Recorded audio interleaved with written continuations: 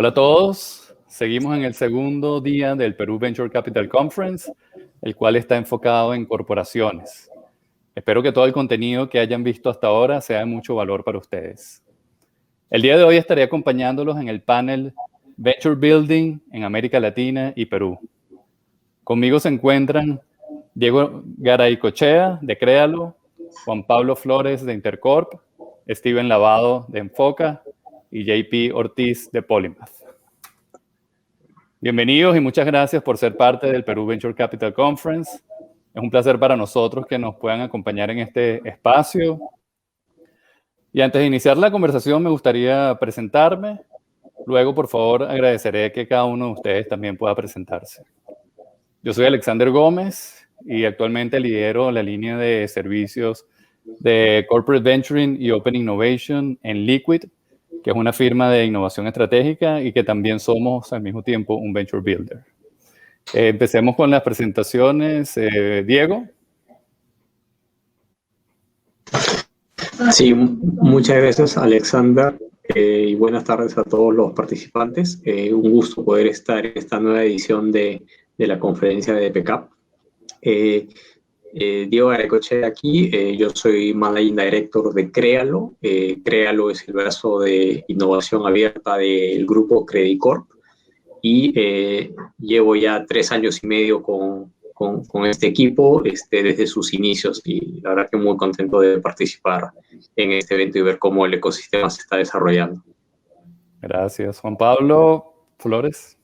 Gracias, Alex. Hola a todos, ¿cómo están? Buenas tardes. Yo trabajo en el Intercorp, en la oficina corporativa, como Head de Productos Digitales, donde estamos creando la práctica de Growth y Venture Building para el grupo, que básicamente es acompañar a las empresas y a las plataformas a desarrollar y escalar nuevos negocios y nuevo crecimiento. JP.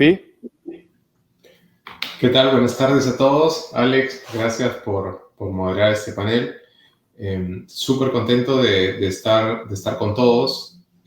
No sé ya cuántas ediciones son de esta conferencia, pero es la conferencia más relevante para mi punto de vista para el ecosistema de innovación, o sea que súper contento de participar.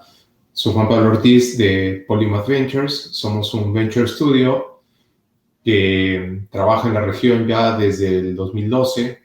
Empezamos en Colombia y ahora estamos también en México y en Perú haciendo venture building, tanto independientemente como con corporaciones. Steven. Sí, ¿cómo están? Bien, buenas tardes a todos y gracias por el espacio y por moderarlo. Yo trabajo en Enfoca. Enfoca es una firma de inversión y básicamente me encargo de todo lo relacionado al tema de innovación, ¿no? Entonces, ayudo tanto a las compañías del portafolio Enfoca a crear nuevas capacidades, una de ellas relacionada a Venture Building, como también a Enfoca mismo a repensar y diseñar nuestras estrategias de innovación, pensando más en el ecosistema de emprendimiento. Muchísimas gracias, excelente. Ahora comenzaremos con el panel, ¿no? Bueno, ustedes y las organizaciones que representan son pioneras en el Perú desarrollando la práctica de Venture Building. Y eso tiene muchísimo mérito. En este panel es un excelente momento justamente para motivar y para impulsar el desarrollo de este vehículo de innovación que llamamos Venture Building. Pero vamos a definir rapidito qué es Venture Building, ¿no?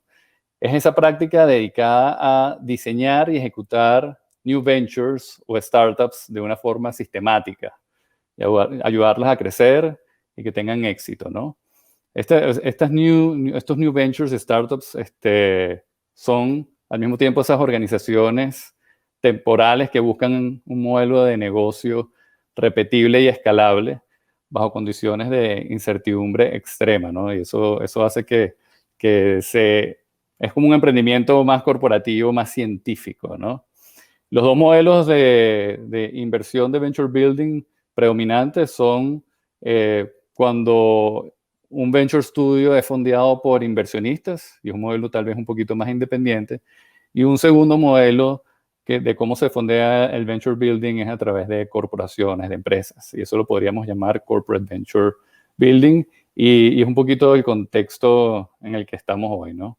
Entonces, bueno, pasando ya a los panelistas, quería empezar por entender cómo se originó la práctica de venture building en sus organizaciones, ¿no?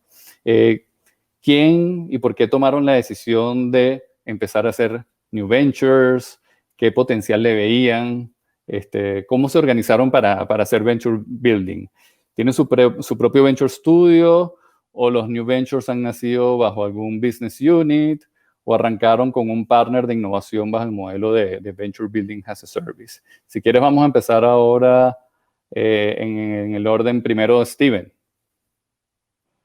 Ya, perfecto.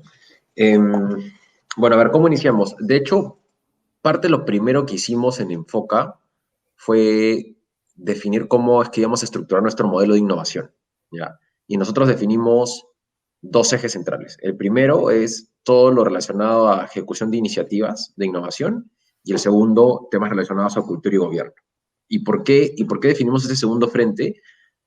Porque teníamos clarísimo que la única manera de poder ser exitoso ejecutando algunas iniciativas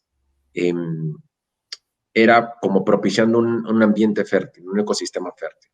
Entonces, cuando nosotros definimos eso, nos permitió también informar el primer frente de cómo íbamos a ejecutar nuestras iniciativas de innovación, ¿no? Y definimos un modelo bien amplio, un modelo que no solo esté enfocado en desarrollar iniciativas que sean ejecutadas 100% por las compañías, sino también con partners. Y dentro del esquema de partners, definir como diferentes opciones, ¿no? De tipos de partners con los que queríamos trabajar. Y eso fue como el primer framework que nos empezó a ayudar a tener la discusión de, ok, sabiendo que este es nuestro modelo y entendiendo la estrategia de las compañías, ¿qué espacios queremos perseguir, ¿no? Entonces hoy, después de poco más de un año, tenemos 7 ventures trabajando como que en diferentes modelos, ¿no? Algunos ejecutados 100% por la compañía, algunos ejecutados con partners y con diferentes modelos, ¿no? Algunos son más pensados en JVs, algunos son más enfocados en temas de split equity. Entonces, creo que el poder experimentar también con diferentes modelos nos ha permitido entender las diferencias y también entender cómo, de cara a nuestra estrategia y qué es el qué, el cómo se vuelve como un segundo nivel de decisión, ¿no? Entonces, creo que mucho de esa discusión y el alineamiento por parte del directorio y el C-suite de las compañías nos ayudó a empezar a estructurar esto, ¿no? Y hasta el día de hoy, o sea, un montón de aprendizajes relacionados a la implementación, pero más o menos así arrancamos. Gracias.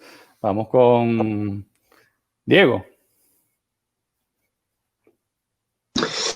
Sí, gracias. Muy interesante la experiencia que cuenta Steven. Y creo que hago eco de la filosofía que expresa. O sea, para nosotros lo más importante ha sido el qué y un producto de la definición del qué es el cómo, ¿no? Es decir, nosotros hemos desarrollado las iniciativas que hemos tenido, tenemos 5 compañías en nuestro portafolio, en base a unas tesis de inversión que hemos ido identificando en un comienzo, pero perfeccionando en el camino. Y luego hemos visto cuál ha sido la mejor manera de poder capturar la oportunidad que esa tesis de inversión presentaba, ¿no? En algunos casos hemos estado haciendo de company building, nosotros mismos construyendo las compañías. En otros casos hemos estado invirtiendo en compañías que ya existían, con posición mayoritaria. En otros casos con una posición minoritaria, asociándonos con corporativos, asociándonos con emprendedores. Hemos tenido, si quieres, muchos caminos para desarrollar nuestro venture building, porque el camino ha sido pues, un elemento secundario. Lo principal era poder capturar la oportunidad, ¿no? La oportunidad que teníamos identificada. Es muy enriquecedor, pues, haber hecho toda esta experimentación, ¿no? Y en ciertos puntos de este recorrido, uno podría estar tentado a preferir unos métodos sobre otros, ¿no? Siempre hay la tentación de mejor es invertir en algo que ya funciona que tratar de construirlo tú, ¿no? Y ahorrarte, pues, el execution risk. Pero de ahí cuando inviertes en algo, no necesariamente funciona todo tal como crees que funciona, ¿no? Y siempre hay cosas que te vas dando cuenta en el camino, pues, o que salen. es parte del proceso. Pero la verdad que ha sido algo bastante enriquecedor y en ese sentido creo que hay mucho mérito en el grupo, en Credit Corp, de haberse un poco animado a tomar este camino hace ya 3 años y medio, ¿no? Y de una manera material, ¿no? Entonces ha sido un recorrido interesante y ahora que las compañías ya están agarrando un nivel de madurez y de tamaño más relevante, pues empiezan a estar, si quieres, más en un nivel de, no voy a decir de pares, pero estando siendo notadas dentro del grupo como unidades de negocio, pues ya con cierto peso específico. Entonces, un punto de madurez interesante al que estamos llegando. Genial, genial. JP. A ver, mi perspectiva es un poquito complementaria a la de Steve, Diego y seguramente a lo que va a comentar Juan Pablo, y es porque nosotros no somos una corporación, sino somos un venture studio. Entonces, lo que hacemos es trabajar con las corporaciones una vez que, como dicen Steven y Diego, ya definieron qué quieren hacer, ¿no? ¿Cuál es su estrategia de innovación dentro de esta estrategia? ¿Qué parte tiene que ver con cambios con el modelo actual? ¿Qué parte tiene que ver con quizás el lanzamiento de nuevos productos, nuevos servicios? Y seguramente también qué parte tiene que ver con el lanzamiento de nuevos modelos de negocios disruptivos que son un poco más distantes del core del negocio. Ese es nuestro sweet spot. Allí es donde nosotros nos aproximamos a las corporaciones y ponemos a su disposición nuestro conocimiento, nuestra metodología, ¿no? Y eso es más o menos reciente. Nosotros, como comentaba, llevamos ya para 9 años va construyendo ventures en la región independientemente y es recién en el último año y medio que como parte de nuestra tesis de crecimiento, de expansión, incorporamos el trabajo en partnership con corporaciones. Gracias. Juan Pablo.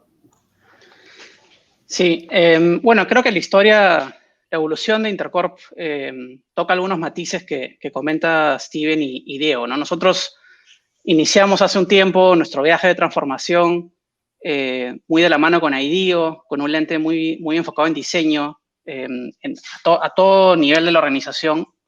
Y eso nos empezó a abrirle un poco la vista a nuevas oportunidades, porque empezamos a conocer mucho al usuario y sus necesidades. Empezamos a inyectar capacidades de desarrollo, de product management, y ahora estamos en un momento donde ya tenemos varios ventures corriendo dentro de nuestras organizaciones, pero estamos en una etapa donde estamos buscando ponerle un poco más de estructura a este proceso, ¿no? O sea, estamos avanzados, te diría sí, pero quizás todavía no estamos en una madurez donde podría pintarte la fórmula, porque no hay una fórmula, ¿no? Estamos encontrando lo que mejor funciona para nosotros y estamos en un momento donde creemos que necesitamos estructurar un poco mejor este proceso, ¿no? Desde cómo invertimos y en qué iniciativas, cómo las elegimos, cuál es el talento correcto que queremos traer para esto, cuál es la gestión y qué tipo de decisiones deberíamos tomar para invertir en cada etapa y cuál es este portafolio. Finalmente, estamos tratando de mirarlo como portafolio para empezar a acelerar las que hayan que acelerar y, bueno, dejar de lado las que no funcionan, ¿no? Pero eso es una mirada quizás un poquito más desde arriba que antes no teníamos y es algo que estamos empezando a hacer, ¿no? Para poner en contexto a la audiencia y valga la cuña publicitaria, pueden compartir qué ventures están en el mercado, que ya están en el mercado, que no estén en desarrollo, que ya estén en el mercado y hayan salido de un modelo de venture building. Juan Pablo. Sí, bueno, hay uno que ya está en el mercado y que de hecho colaboramos un tiempo con Polymath el año pasado, que es Alivia, que es un servicio de telemedicina que se incubó desde la Victoria Lab, el Laboratorio de Innovación de Intercorp, y de la mano con Polymath nos ayudaron a estructurar un poco la manera como abordábamos Product Market Fit. Eso fue a mediados, finales del año pasado, y ahora ya Alivia está en una etapa de crecimiento. Diego. Sí, bueno, nosotros tenemos 5 compañías ya todas en un nivel de madurez, de escalamiento, ¿no? Tenemos en Colombia una empresa que se llama Tiva, es un portafolio, es un aplicativo para inversiones totalmente digital. Coincidentemente, Polymath también nos ayudó al comienzo con ese trabajo, el equipo que está allá en Colombia. Y esa compañía pues ya tiene un año y tanto escalando. La semana pasada la lanzamos en Perú, deben haber visto las noticias. Hacia fines de año la vamos a lanzar en Chile, ¿no? En Chile tenemos otra compañía que se llama Tempo, es un wallet, no porque lo diga yo, pero es la mejor cuenta digital que hay actualmente en Chile, ya casi 500.000 usuarios, y que está pues en camino a seguir creciendo de manera importante, en un mercado muy competitivo. En Perú tenemos 3 compañías, por cierto, esas 2 que he mencionado son las más cercanas a company building puro, esas son que las construimos desde cero. En Perú invertimos en 3 compañías, Kulki, la pasarela de pagos online, a la que ya con nuestra participación le construimos todo el negocio de procesamiento de pagos tarjeta presente en POS, ¿no? Y que hemos escalado de manera importante. Tenemos Lumingo, que es un marketplace, donde somos socios con el Grupo del Comercio, ahí somos minoritarios, y el Grupo del Comercio es nuestro socio. Y tenemos una adicional que se llama Wally, que es una empresa también en la que invertimos. Wally es una solución de un ERP, un mini ERP para pymes de negocios de puerta calle, ¿no? Que te maneja las ventas, inventarios, facturación electrónica, pedido a proveedores y hasta un pequeño módulo de e-commerce, pues, básico, pero pues, cumplido. Todas esas empresas ya están pues, en el mercado, algunas ya tienen línea de negocio con break-even, pues sí, ¿no? Ya llegaron al break-even, pero pues ahí estamos. Gracias, Steven. Sí. A ver, creo que para no decir algo que estamos trabajando con Polymath, porque no todo el mundo va a decir, bueno, todos trabajamos con JP y va a sonar preparado. No, nosotros hemos lanzado hace poco una que se llama Farma1, ¿no? Que es una farmacia 100% digital. Tiene 4 meses en el mercado, ¿no? Esa es una de las que tenemos más avanzada. Ok. También me gustaría, bueno, entender un poco cómo invierten, ¿no? A diferencia de tal vez de un fondo de venture capital que pone como que muchas apuestas y como decía Juan Pablo, ¿no? Es como una visión de portafolio. Me preguntaba si desde una organización, un corporativo, hay menos chance para diversificar o lo manejan igual que un VC. Vamos a empezar por, no sé, Diego. Sí, si quieres te doy la perspectiva que nosotros tenemos. Nosotros somos estratégicos, ¿no? Estamos en este negocio con un mandato de innovación, es decir, de buscar mantener relevante al grupo, a Credit Corp dentro del espacio de servicios financieros y los negocios adyacentes a servicios financieros, ¿no? En ese sentido, lo que guía nuestras inversiones, inversiones ya sea en compañías que existen o en construir nosotros compañías o cualquier combinación, son las tesis de inversión que tenemos, ¿no? Y nosotros hemos estado hemos sido muy disciplinados o nos han mantenido muy disciplinados en quedarnos en esas tesis, ¿no? Por un tema de balance entre, pues, foco y cuánto uno puede abarcar.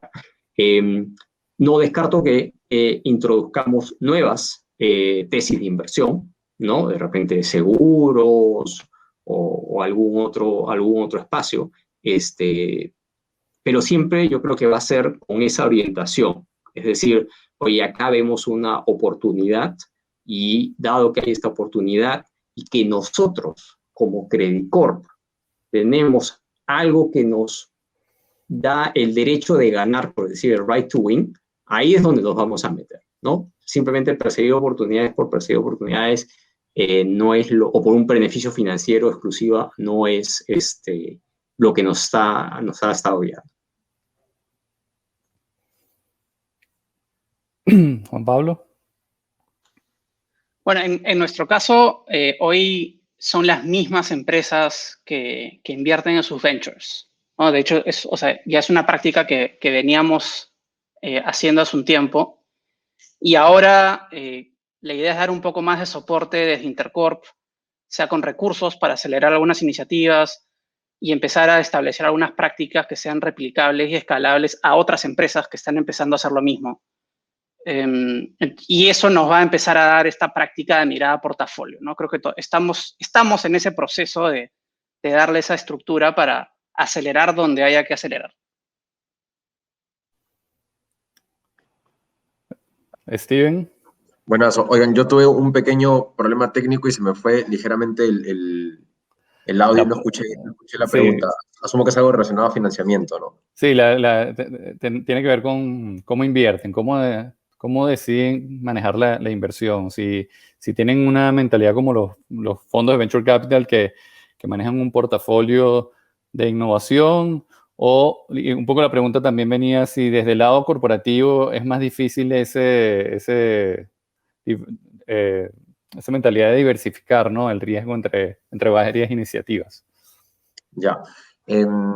A ver, yo lo voy a responder como que en dos niveles. Primero, desde el punto de vista de las compañías y luego desde el mismo punto de vista de Enfoca, ya como firma de inversión. En nuestro caso, hoy día ya estamos presentes en algunos espacios, ¿no? A través de las compañías del portafolio. Entonces, estamos en salud, en educación, en media, ¿no? Y cada una de las compañías hoy día está estructurando su mismo portafolio de iniciativas, ¿no? De nuevo, con un modelo amplio de ejecución. Algunos son con equipos internos, otros con partners, etcétera, con diferentes modelos, ¿ya?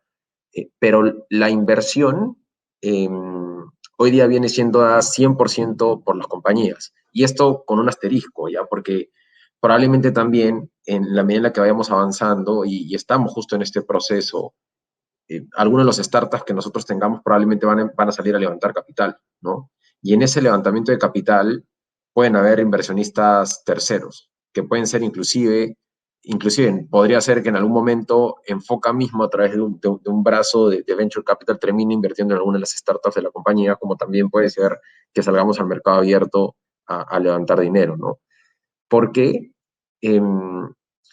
si es que los ventures tuviesen 100% de éxito, probablemente estaríamos hablando simplemente de un tema de priorización, de alocación de recursos, ¿no? Pero creo que todos los que estamos acá en el panel y muchas de las personas que nos están escuchando saben que igual estas son inversiones de riesgo, ¿no? Y por lo tanto tenemos que verlas como un portafolio. Entonces, invertir todo el capital que tengas en tu fondo en un número reducido puede ser un riesgo alto,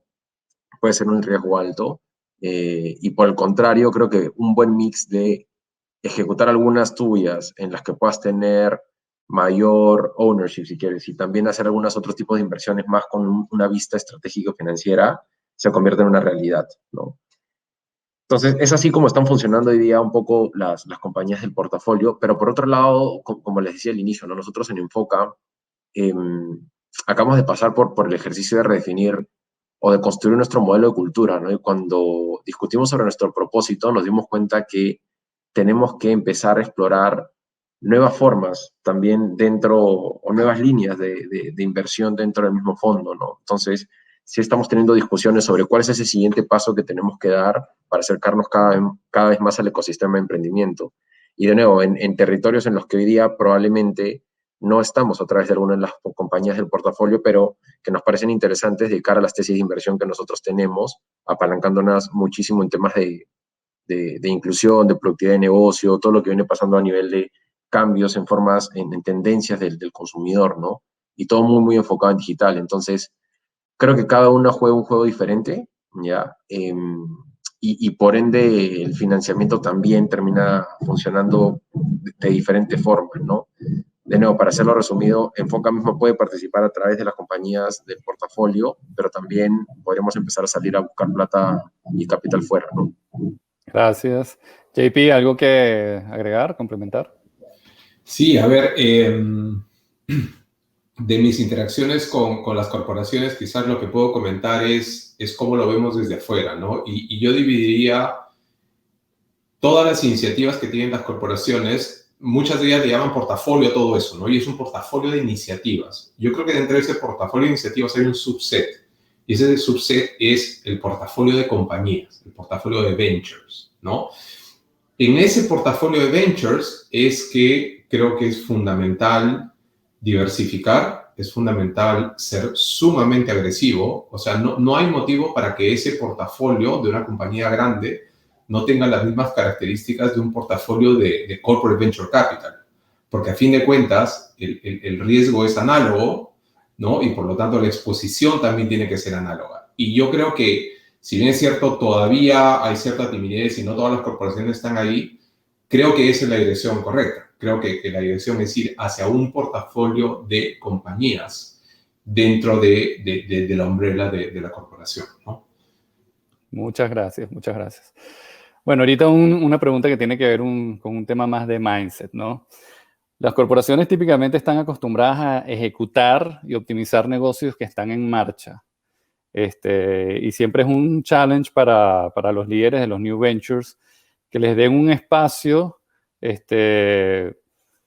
antes de que lleguen a Product Market Fit, o sea, que sean medidos de una forma diferente. Entonces, un poco la pregunta para ustedes es si en sus organizaciones les están dando a estos New Ventures un espacio para validar las hipótesis antes de llegar a Product Market Fit, hay un espacio para fallar, todo tiene que funcionar sí o sí, si los miden de alguna forma diferente, ¿no? Vamos en el orden opuesto, Steven. Mira, yo creo que algo que en lo que hemos sido muy rápidos, ¿ya? Es en identificar que hay dos tipos de retos. ¿Ya? Hay organizaciones o hay ventures que probablemente tengan retos de ejecución y hay otros que tienen más retos a nivel de aprendizaje.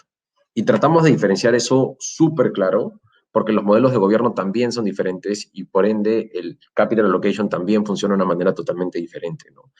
En la medida en la que haya claridad y alta certidumbre de que hay un espacio en el cual tienes el right to win y está asociado a tu estrategia, ahí el tema es moverte rápido en la ejecución, ¿no? Pero esto parte de la premisa de que tienes claridad, de que hay un espacio, de que tienes el right to win y que tienes una propuesta de valor que te va a permitir capturar ese mercado, ¿no? Entonces ahí el reto es ejecutar y es un tema simplemente de alocación de recursos. Porque muchas veces escucho también a compañías que dicen, sí, queremos perseguir todos estos espacios, pero después le cuesta mucho la priorización. Cuando tienes que tomar la decisión de si solo tienes $100, hay algunas que le tienes que dar 50 porque ya es claro que tienen que empezar a escalar. Si no estás en la capacidad de poder tomar esa decisión, priorizar todo es priorizar nada, ¿no? Por el contrario, el siguiente tipo de iniciativas, las que tienen más un reto de aprender y entender si es que efectivamente la propuesta de valor hace fit con lo que el mercado está esperando, claramente tiene que tener un modelo de gobierno y de alocación de capital totalmente diferente. Y por ende también las expectativas y el alineamiento de expectativas ya tiene que ser claro. Ahora, ¿que esto funciona en la práctica 100% puro? No, es un back and forth muchas veces, ¿no? Es como este mismo mindset de estar sentado de 3 a 4 en un board en el cual tengas que tomar decisiones sobre cómo vuelves tu organización mucho más eficiente y después de 4 a 5 te tienes que quitar el sombrero y hacer el cambio de chip para tomar la decisión de que, ok, recuerden que acá lo que tenemos que hacer es más que escala, ser como súper juiciosos y exhaustivos con los unit economics. No es algo que se dé de manera natural hoy día, de manera espontánea, ¿no? En las organizaciones. Pero creo que hemos sido muy rápidos en generar, o sea, en encontrar y poder clasificar estos dos diferentes retos, porque es mucho más fácil, en vez de cuestionar cada uno de los argumentos, decir, bueno, ¿en cuál de los dos modelos estamos? Y una vez que hay claridad sobre eso, todo lo que viene como desenlace de eso se hace más fácil. Pero sí hay un trabajo de a veces volver a traer a los board members de algunos de los ventures a decir, ok, recordemos en cuál de los espacios estamos, ¿no? Entonces, creo que eso también es un tema de generar una especie de músculo en tu mindset, ¿no? Y hasta que sea 100% natural. Nosotros estamos iniciando recién en el viaje, poquito más de un año, pero creo que hemos sido muy rápidos en ese frente, ¿no? Gracias. Vamos a cambiar el orden, JP. A ver, efectivamente, ¿no? Alineadísimo con lo que dice Steven. Creo que entre estos emprendimientos que pueda tener la corporación, cuando el nivel de incertidumbre es alto, hay que separar esos ventures y efectivamente esos son los ventures que funcionan por hipótesis, ¿no? Y donde la única manera de mitigar la incertidumbre, ¿no? Porque no se puede eliminar, pero se mitiga, es a través de muchísima metodología, muchísimo orden, muchísima velocidad, muchísimo testeo, tener un equipo espectacular, compitiendo como se compite en el mercado, abriendo el cap table a inversionistas externos, y creo que eso es algo de lo que seguramente valdría la pena profundizar después, pero creemos en que cuando la incertidumbre salta es casi inevitable escapar a los mecanismos de mercado, ¿no? Y proceder como procedería un venture independiente. En el resto de iniciativas, donde seguramente la incertidumbre es un poco más baja, hay más conocimiento, el modelo a ejecutar es más conocido, seguramente muy alineado con lo que dice Steven, ¿no? Atacar, ir de frente y pasarle por encima la oportunidad, ¿no? Gracias, Diego. Mira, no, muy alineado con lo que han comentado tanto Steven como JP, ¿no? Es decir, tienes que saber en qué nivel de madurez, en qué estadio está la compañía o la iniciativa que estás viendo, ¿no? Nosotros hemos tenido algunos negocios que eran súper maduros, ¿no? O sea, que digamos, que adquirimos como parte de un paquete, y esos, pues, crecen de a poquitos, tienes que defenderlos, hacerlos. Hay otros que hemos construido desde cero, donde, oye, con lo que empezamos, lo tuvimos que cambiar radicalmente, y ahí, pues, los resultados no es tanto que un número de clientes, eso de que las cosas funcionen, ¿no? Ahora, algo que conscientemente sí hicimos en la gestión de nuestro portafolio es un proceso de reducción del riesgo y de la incertidumbre, el de-risking, ¿no? Nosotros tenemos un portafolio chico en número, entonces el efecto de diversificación claramente no estaba ahí, ¿no? Por diseño no estaba ahí. Nuestro mecanismo de de-risking era, oye, nosotros le vamos a dar un soporte financiero a estas empresas, entonces ahí tienen, si tienes un elemento de riesgo mitigado, va a tener un soporte corporativo, ¿no? Y esto, pues, se puede manifestar en ciertos accesos a licencias, marcas, clientes, lo que sea, o sea, condiciones que lo ayudan, y eso es otro elemento de reducción de riesgos. Pero lo que hicimos ya dentro de nuestra gestión es si buscamos asociarnos o invertir en aquellos mecanismos con los que podíamos acelerar nuestra curva de madurez, ¿no? Para poner un ejemplo muy específico, nosotros empezamos a hacer la empresa esta que tenemos en Chile, Tempo, el wallet, la cuenta digital, la empezamos a hacer desde cero nosotros. En el camino nos cruzamos con una compañía que estaba haciendo algo parecido y dijimos, oye, aquí hay un equipo muy bueno, hay un avance ya hecho en esta dirección, vamos, y fuimos y lo compramos y lo integramos a lo que nosotros estábamos haciendo. Y creemos que con eso nos ahorramos por lo menos, pues, no solamente probablemente un año de desarrollo y de salida al mercado, sino de pruebas y errores, porque pues ya venía un equipo con experiencia. Entonces, eso es algo que hemos hecho en diferentes magnitudes, en diferentes ocasiones, como un mecanismo para reducir el riesgo y la incertidumbre, tratando de aprovechar, si quieres, donde habían oportunidades con otras compañías que existían o alianzas, o lo que sea, donde podíamos acelerar nuestra curva de madurez como compañía, o como compañías, pues las compañías del portafolio. Gracias. Juan Pablo.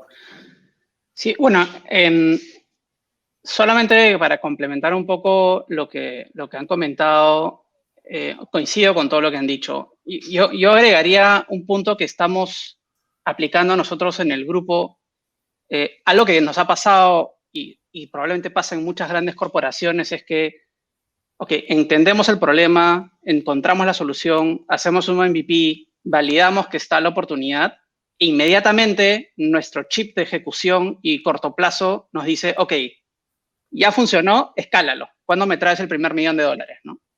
Eso siempre ha pasado y ese es justamente el reto más grande que hay que cambiar, ¿no? Desde el año pasado nosotros estamos implementando una metodología propia que justamente, a propósito, está ayudando a equipos y líderes a entender que hay una etapa en el medio que se llama Product Market Fit, que no te garantiza absolutamente nada. Hay que navegarlo y hay que entender que va a ser un journey emocional.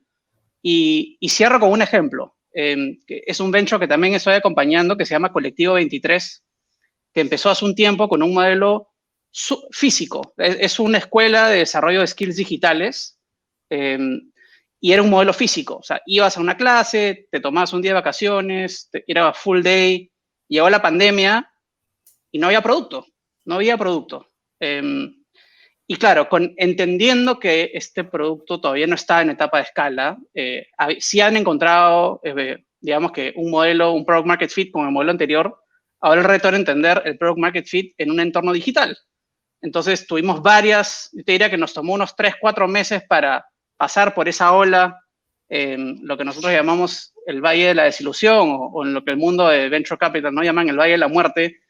Pasamos por esa curva, ¿no? Donde por un momento dijimos, uy, esto creo que no va, pero con el nuevo modelo empezamos a dar tracción, la propuesta de valor cambió un poco más y ahora Colectivo está en una etapa hasta inclusive ya estamos pensando en internacionalización porque el modelo digital nos lo permite, que probablemente antes nos hubiese tomado un poco más de tiempo. Gracias, gracias. Han tocado el tema del equipo, ¿no? Quería preguntarles, ¿cómo hacen para que exista ese owner mentality o ese founder mentality en la persona que lidera el new venture, ¿no? Y también, o sea, ¿cómo manejan la autonomía que tiene que tener ese new venture, ¿no? ¿Cómo lo gestionan? Empecemos otra vez por Juan Pablo, que hacerlo al revés. Sí, dale. A ver, yo te diría que no hemos encontrado la fórmula, ¿no? O sea, en principio la manera como estamos trabajando estos ventures es con una estructura de equipo, ¿no? Con un venture lead, un sponsor de la organización, que es como que la bisagra entre el equipo y el board, y un board dedicado a este venture. Pero en la práctica necesitamos un poco más que eso, ¿no?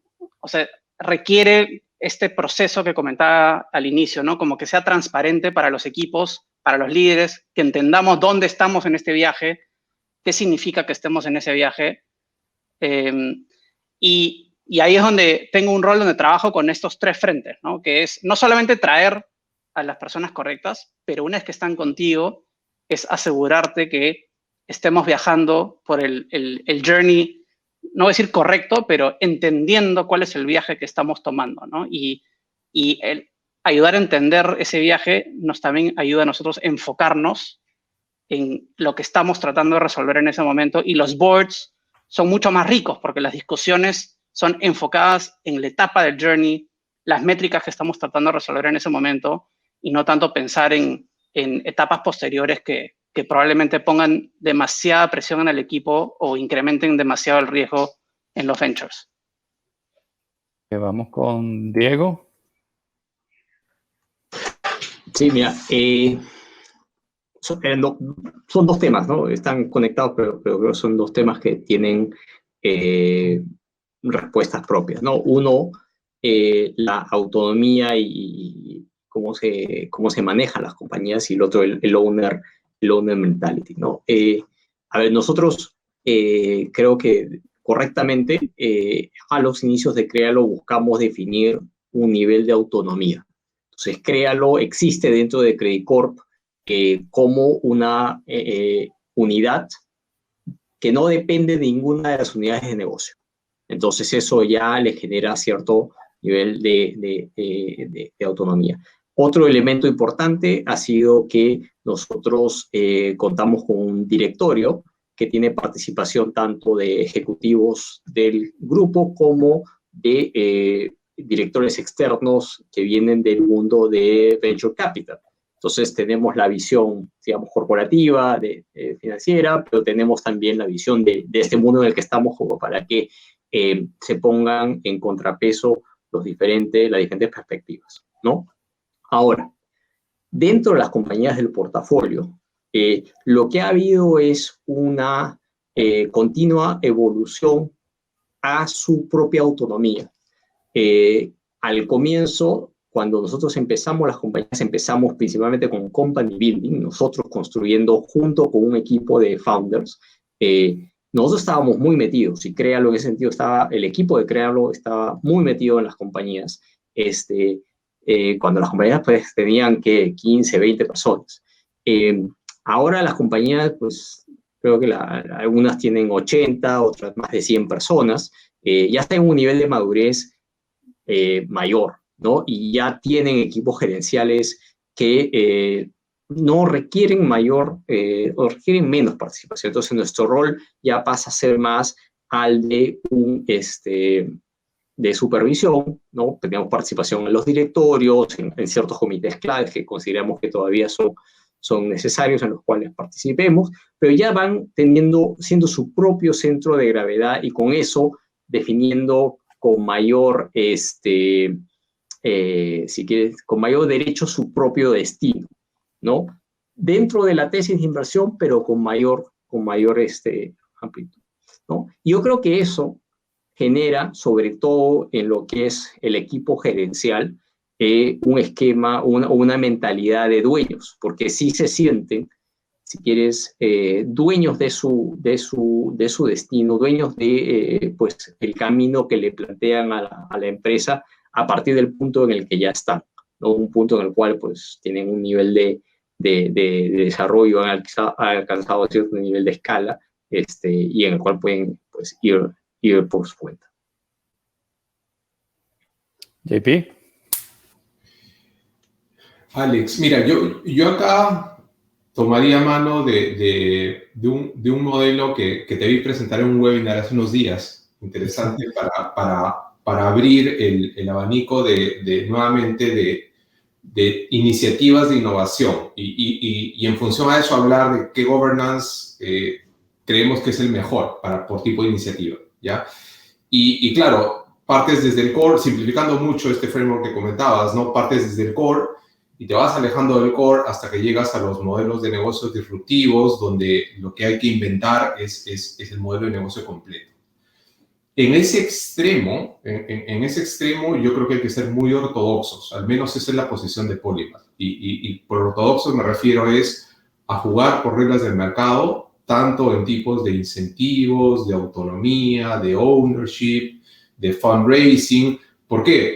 Porque en ese espacio uno está compitiendo contra los ventures que están por allá afuera, independientes, todos levantando mucha plata, de VCs globales, con el mejor talento emprendedor de la región. O sea, literalmente, los mejores chicos de la región están persiguiendo esas iniciativas. Entonces, si la corporación quiere tener un edge para competir ahí, creo que debería jugar bajo las mismas reglas de juego.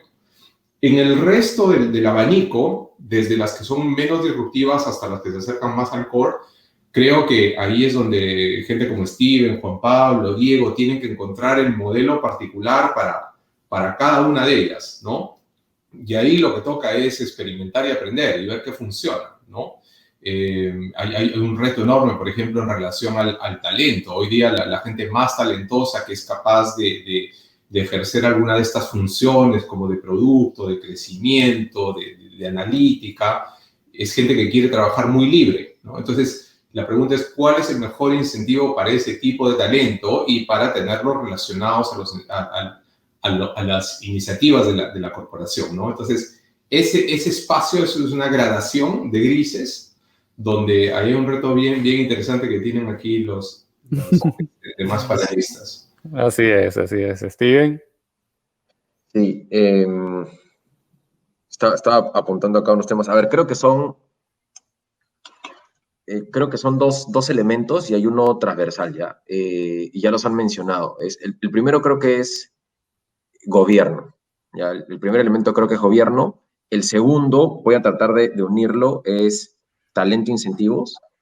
Y creo que hay un elemento transversal, que no es un elemento como tal, pero es un ingrediente que es humildad, ya, en este tema. Porque, a ver, JP lo dijo, ya, al final del día, cuando una compañía define el espacio y la estrategia y el qué, ya, tiene que entender que en realidad con quien está compitiendo no solo son con las corporaciones tradicionales, ¿no? Está compitiendo contra un mundo de emprendedores que ya tienen un ecosistema que funciona con ciertas reglas y con cierta dinámica. Podemos estar de acuerdo o no con lo que está ocurriendo, podemos creer que es el mejor camino, ¿no? Pero la verdad es que está ocurriendo, ¿no? Y cuando tú ves la inversión y el crecimiento de inversión de capital de riesgo a través de VCs en la región, es el segundo año 2020 que pasamos los $4 billones y los valuations son los valuations y la plata que levantan las startups es la plata que levantan las startups y tienen ese capital para perseguir los mismos espacios que probablemente tú estás persiguiendo, ¿no? ¿Y por qué pongo este elemento acá y por qué decía que humildad es como súper relevante? Porque si tú vas a crear un ecosistema sintético, ¿no? Asegúrate que el ecosistema que tú estés creando está siendo seteado para el éxito.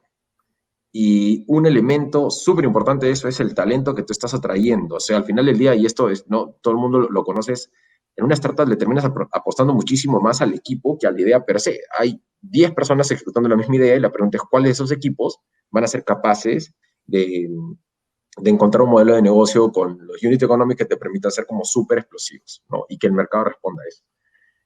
Entonces, si vas a estructurar un modelo sintético, yo creo que el talento tiene que ser correcto y por ende la pregunta es, bueno, ¿qué modelo de incentivos atrae ese talento? Estoy ahí con JP, ¿no?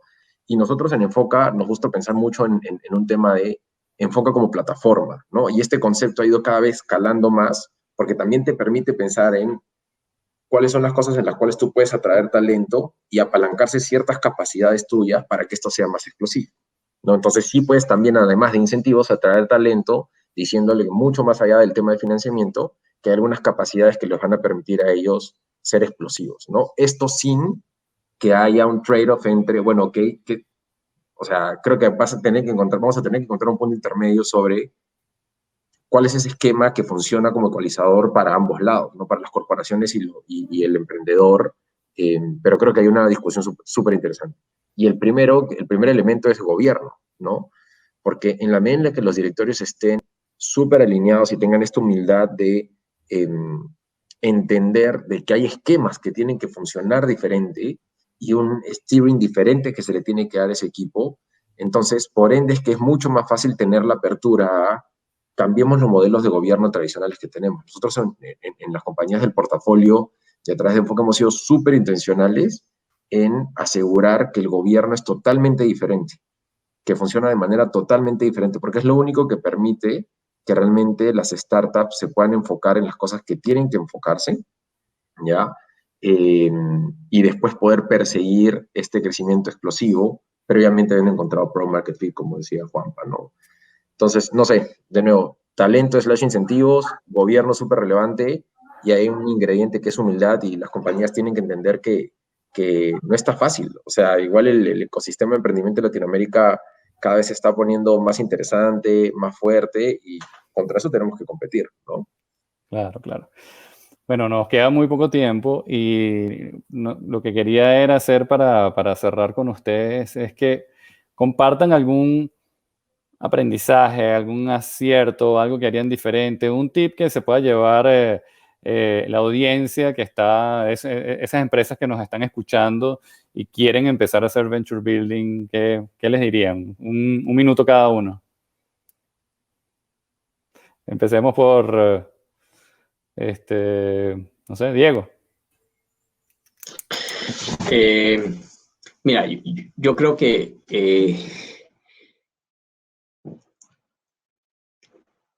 la primera pregunta que tendría que hacerle es si pueden vivir sin estar explotando todos los vehículos de innovación que tienen disponibles. Al final, el Corporate Venture Building es una herramienta de innovación de un grupo o de una empresa, ¿no? Y que complementa otras herramientas de innovación. Entonces, ahí es una pregunta de introspección de cada empresa, grupo, decir, oye, bueno, a ver, ¿qué está pasando con mi negocio, con mi industria? ¿Qué tan susceptible o vulnerable está de ser disrumpida y cuánto me estoy arriesgando por no hacer todo lo que podría hacer, ¿no? Esa debe ser, creo que, la pregunta con la que tienen que empezar, y al final no hacer estas iniciativas de innovación es simplemente correrse un riesgo, ¿no? Entonces, si hay algo que le diría, más que pues, de nuestra experiencia que he tenido pues, aciertos y errores, es que tengan claro dónde están parados y qué tanto necesitan de este tipo de herramientas de innovación. Juan Pablo. Sí, yo hago eco con lo que acaba de decir Diego. O sea, también estoy de acuerdo de que Venture Building es un medio para lograr objetivos de crecimiento y está atado a una estrategia, ¿no? Y entonces, para mí lo primero es, creo que lo han comentado hoy en el panel, ¿no? Que es tener clara cuál es esa tesis de inversión, cuáles son esos espacios en los que vamos a poner este mecanismo al servicio del crecimiento. Lo segundo es también tener claro que no hay balas de plata, ¿no? O sea, creo que todo el tiempo hay que estar preguntándonos, ¿hay que seguir invirtiendo en esa iniciativa o no? Hay que buscar eficiencia también en la inversión. Lo tercero, diría, ser humildes, ¿no? Un poco lo que decía Steven, en qué capacidades nos faltan, o sea, qué cosas no sabemos hacer y hay que invertir en capacidades, ¿no? No solamente es invertir en la oportunidad. Y finalmente, también ser abiertos a alianzas externas, ¿no? Hay gente, también reconocer que hay personas y equipos que probablemente lo saben hacer mejor que nosotros y no tenemos que reinventar la rueda, ¿no? O sea, no todo es construir, también puedes comprar, puedes invertir, puedes tener alianzas. Hay distintas formas de contribuir al crecimiento de tu negocio. Entonces, estos elementos que comento son cosas que quizás mes a mes o en cada reunión del directorio o del board, yo trataría de ponerlos en la mesa siempre, ¿no? Como siempre estar preguntándonos estas cosas, ¿no? Gracias. JP. A ver, mi aprendizaje personal sobre Corporate Venture Building es que hoy día es quizás la única herramienta, yo me atrevo a decir la única herramienta, otros dirían la principal herramienta para crecimiento inorgánico disruptivo. Creo que no hay más. O sea, se puede hablar de Corporate Venture Capital, de partnerships, pero estamos hablando de crecimiento de la compañía. Y yo creo que para eso el Venture Building es fundamental. Eso sería mi principal mensaje. El otro, el tema de la humildad, creo que tiene que ir de la mano, así parezca contradictorio, pero no lo es, con ser sumamente agresivos y ambiciosos. Si uno no es agresivo y ambicioso, o sea, estos ventures son animales grandes. No es que uno lo puede modular y decir, no, mira, yo quiero que sea así nada más. No. Si vas a innovar en modelos de negocio, estás planteando algo drástico para el mercado. Y eso tiene que ser grande. Entonces, creo que hay que un poco romper ese paradigma. Y la organización tiene que pensar que quizás uno de los ventures que está construyendo va a ser, dentro de 10, 15 años, más grande que el modelo de negocio existente.